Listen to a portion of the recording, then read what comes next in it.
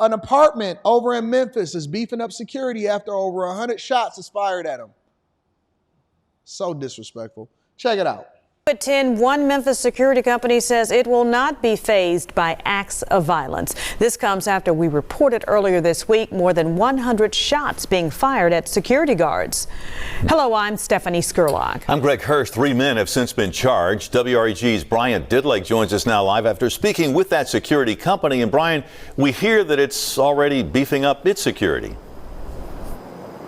That's correct, Greg. Stephanie, we talked with Alco management, who tells me that they've increased patrols and improved their security measures since this incident. We spoke to one senior executive who tells me despite these acts of violence, they'll continue to protect the people they serve. How y'all doing? I get your IDs on y'all. Operations back to normal at Chickasaw Place. Members of Alco's security team checking IDs. Pull it down for me. According to a police report, more than 105 shell casings were recovered after a shooting Tuesday night. Can you imagine going home and having to show your ID to go home? And don't get me wrong, I'm 100% in favor of security and beefing up security and beefing up police presences and all of that stuff to make it safe. But can you imagine to having to show your ID to go home? That's a prison. We're a prisoner of our own culture, and I'm not even talking about the security. They're doing their job. I'm talking about the environment that we live in, to where we've advocated against police officers, security, and our own safety so much to where we've now become prisoners in our own culture, depending on where we live at. Insane, bro. 2 security guards told police the shots came from a gold Buick before it ran off. Since then, the suspects, Matthew White, Johnny Reyes. Oh, the usual suspects. The usual suspects. The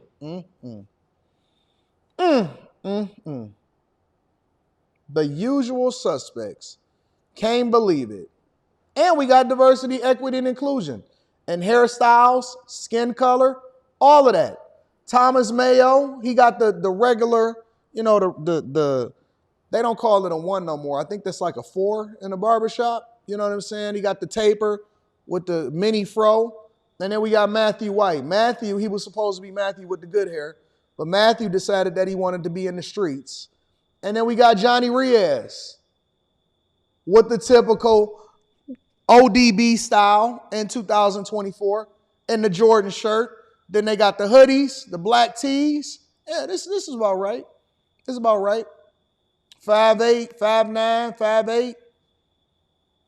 Yep, match the description. Match the description. And Thomas Mayo faced multiple charges, including aggravated assault. All of our security guards are safe. One officer was grazed, but they have already returned to work, and they are, at this point, in good health. One of Alco management's leaders not showing her face due to the nature of their work. Do we know how this all started, or was this a random act of violence? At this point, it appears to have been a random act of violence. We are actively cooperating with our local law enforcement to reduce crime, particularly at high crime volume properties we serve. Alco management says their goal is reducing crime and making sure families are safe. Look at the kids. The security manager says the company now serves multiple properties, including Whitehaven's New Horizon Gardens.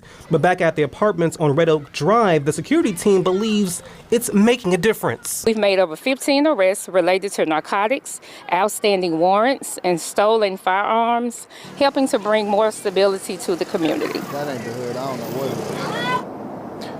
it is. And they've only been on the job for a few weeks. Alco management also says it's still working with Memphis police to prevent crimes like the one we saw 2 days ago. As far as the 3 suspects, they have since made bond and are expected in court tomorrow. They made bond? Wait a minute. You're telling me that these 3 guys can go and shoot up an apartment complex, graze a security officer, over 105 shots and shell casings found on the ground, and they made bond? They out of jail? Memphis, what is going on? Well, we can go ahead and cross Memphis off. Where's my iPad? I'll get it in a minute. We can cross Memphis off of the places that we're looking to make an investment in real estate. No, dog. No Memphis is on the list no more. In addition to that, the owner of a troubled Aurora apartment talks about how these gang members that the Democrats are saying that don't exist is basically threatening and assaulting them. Check it out. It is a busy night at 7, and we start with some new information from the owners of several troubled apartment complexes in Aurora. Tonight, they are speaking out about what they say happened in the months before one of their properties made national headlines. Channel 2's Vicente Arenas has the latest. It had been a while since we heard from CBZ management. This new statement coming out, they say, is being made because they want to set the record straight. A bit of a warning now, some of the images that you'll see in this report you may find disturbing. CBZ management said it had been trying to fix problems at its apartment complexes in Aurora for a couple of years. But the company says gangs began causing problems at the end of 2023. This is surveillance video, the company said, shows one of its representatives being assaulted after he refused to accept a bribe at the Whispering Pines complex. Jesus! Wait. How come this one ain't making national news? I guess it's not popular to talk about migrants and gangs anymore because the Democrats have officially squashed that. The apartment manager is getting beat up because he don't want to take a bribe. How are they even in a position to give you a bribe in the first place? How are they in the position to give you a bribe in the first place? I'm just wondering. We spoke to that worker today who said, I think they were trying to kill me. I don't know how I got out, but I got out. Jesus Christ. Hey, y'all. Nothing happening in Aurora. Everything is fine. We all good. Nothing happening. We good over here. Everybody is law-abiding citizens. The Republicans is just crazy. They just fear-mongering out here in these streets. Don't worry about it. We good in Aurora, y'all. In Aurora, it's okay. We good. Nobody is being offended. Nobody is being hurt. Everybody is safe. Everybody is in a good space, okay? He told Fox 31 in a telephone interview.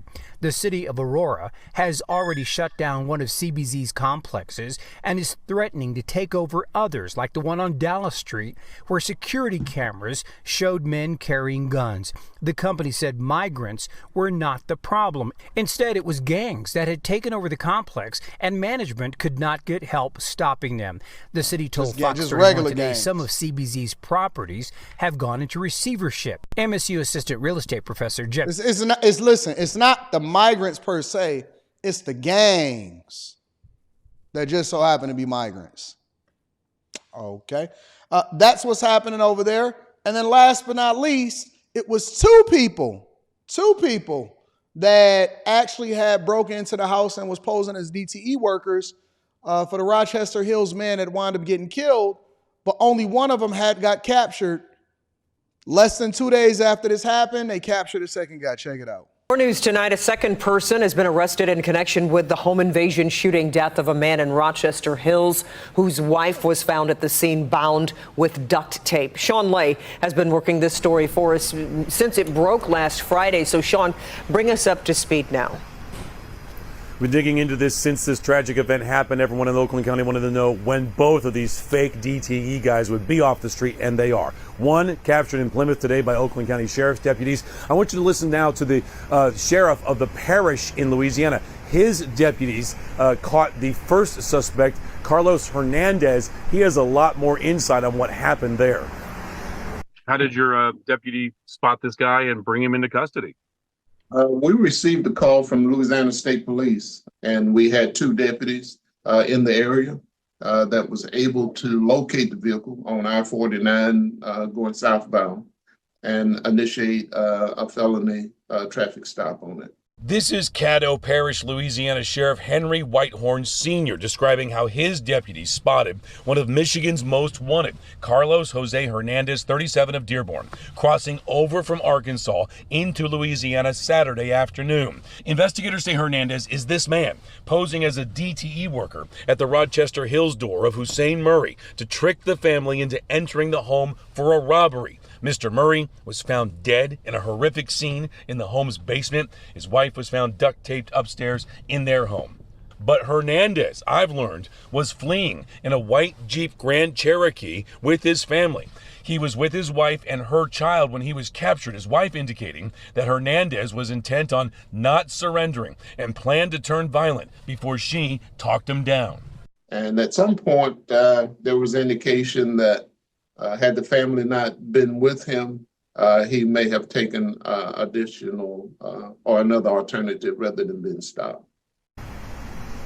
And that is new information. We did not know about that traffic stop and apprehension in Louisiana of suspect number 1, Hernandez. There'll be an extradition request and then a hearing. We'll have it covered for you, of course, and we'll see what's going to happen with suspect number 2.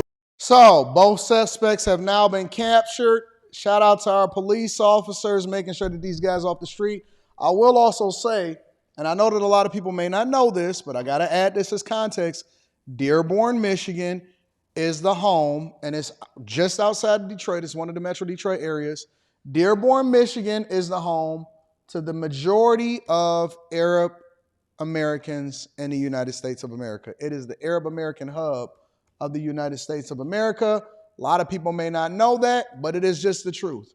Yes, everybody is going to get this work. We do not prevent anybody from absolving themselves from being responsible from what happens out here in these streets.